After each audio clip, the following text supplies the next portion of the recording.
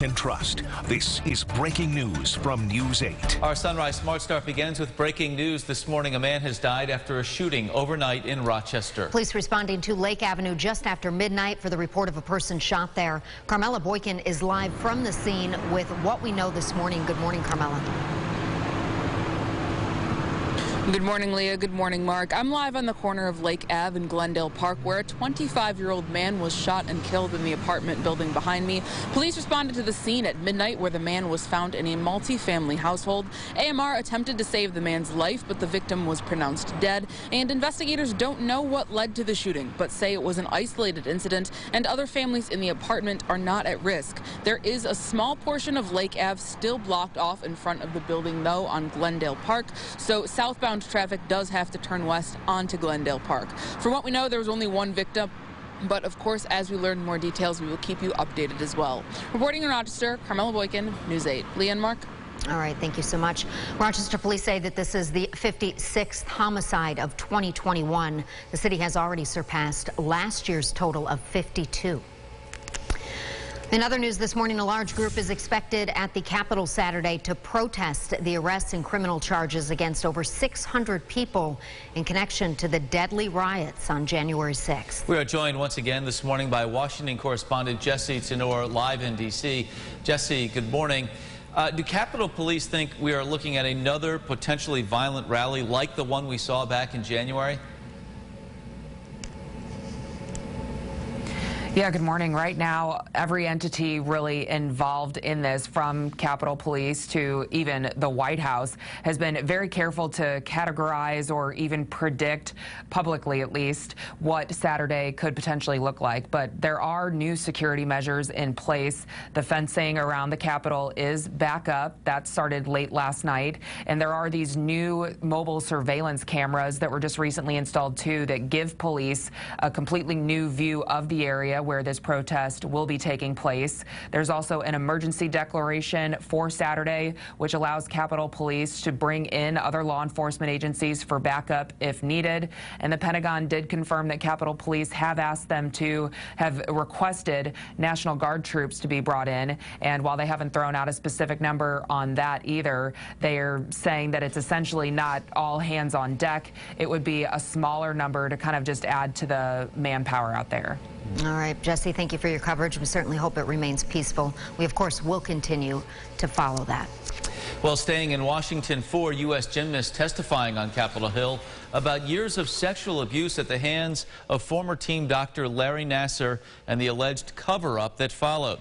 A Department of Justice Inspector General's report found FBI agents failed to act on the reports of abuse, then lied about how they handled their investigation. The gymnasts are calling for those agents to be prosecuted. All right, the time now is 6:50. A lot of people getting ready to head out the door, and it's a little cool out there, but temperatures are going to go up a bit. Yeah, they will. They'll take a nice climb from the low 50s they are right now. Greece, 52 degrees. Brockport, 51. Henrietta, there's so much fog this morning in Henrietta that we can't see the temperature there, so we'll wait for that report.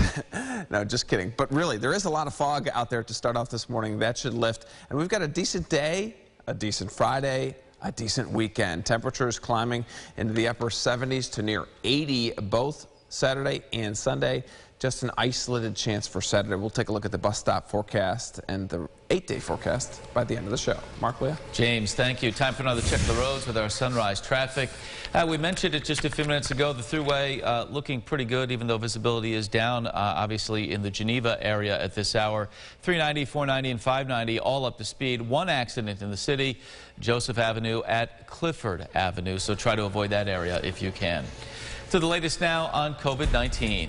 Beginning today, daycare facilities across New York will require all children 2 or older, staff and visitors to wear a mask regardless of their vaccination status. Similar rules also apply at mental health and substance abuse facilities. Governor Kathy Hochul says the move comes as more children are being hospitalized with COVID across the nation. If you're watching the national news, the scariest announcements coming out every single morning are the number of children now contracting COVID. and we don't have a vaccine available for 5 to 11-year-olds. I am very anxious to get this approved, and as soon as it is, we'll be working with parents and pediatricians and schools to make sure that the children are vaccinated, but we're not hearing that that will occur for a number of months yet. Well, the governor also responding to the new rule that requires Bills and Sabres fans to show proof of vaccination when attending games. The governor commending that decision, adding she hopes other large venues across the state will follow suit. Meanwhile, local health officials announcing over 50% of the eligible population in the city of Rochester has received at least one dose of the COVID vaccine. This includes all city zip codes. Officials say grassroots outreach and pop-up clinics have been effective methods for increasing vaccination rates in our area. An FDA advisory panel will meet tomorrow about booster shots for Americans who received the Pfizer and Moderna COVID vaccines. The agency released new documents from Pfizer that claim protection from its vaccine declines after 6 months, but increases to 95% after a third booster shot. A Frederick Douglass statue in Rochester has been vandalized. City residents found the statue on the ground in Aqueduct Park off East Main Street. This is the third time a Frederick Douglass statue has been vandalized in Rochester, and the first since July of last year in Maplewood Park. Organizers of the statue project say seeing a prominent historical figure disrespected is upsetting. I don't have the appropriate words to express not only the regret for me and the team of people, artist Olivia Kim, Chris Christopher, and everybody that worked on this, but for our community at large, which has grown to really love and support these monuments around town. The Rochester Police Department says it's investigating. We're told the statue will be replaced. A Fairport High School grad is making history up in space. Cyan Proctor is part of the Inspiration 4 crew that blasted off into space on a 3-day mission to orbit the Earth. Proctor is an artist educator and the first black female pilot to fly in space. I'm going to be the first black female pilot of a spacecraft ever. And to me, that just blows me away. And I want to encourage the next generation to dream that this is possible. And a Jedi space, that's what that's about. Well, the rest of the crew made up of billionaire Jared Isaacman, who chartered the mission, an aerospace engineer and a childhood cancer survivor who was treated at St. Jude's and is now a physician's assistant there. The group aims to raise $200 million for St. Jude Children's Hospital. All right, here's what some folks might be talking about at the water cooler this morning. Rolling Stone releasing its list of the top 500 greatest songs of all time. Nearly 4,000 songs received votes from more than 250 artists, musicians, producers, and journalists. The top 3 songs coming in this way. Sam Cooke's A Change Is Gonna Come, number 3. Public Enemy's Fight the Power coming in at number 2. And ranking number 1, Respect by Aretha Franklin. Yeah, not really surprising. Pretty good choices. Yes, yeah, absolutely. that's a real spread in types of music, I feel like, with those top 3. Yeah, change is going to come in the weather as far as the seasons go, but not quite yet. We still have a little bit of warmth left, right? I like it, Leah. Yeah, that's exactly right. This morning, one of the mornings where if your kid has to wait a little bit at the bus stop, maybe they want a jacket, but make sure they bring it home because they won't want to wear it this afternoon. Just a picture-perfect day for you. Temperatures climbing to the mid to upper 70s.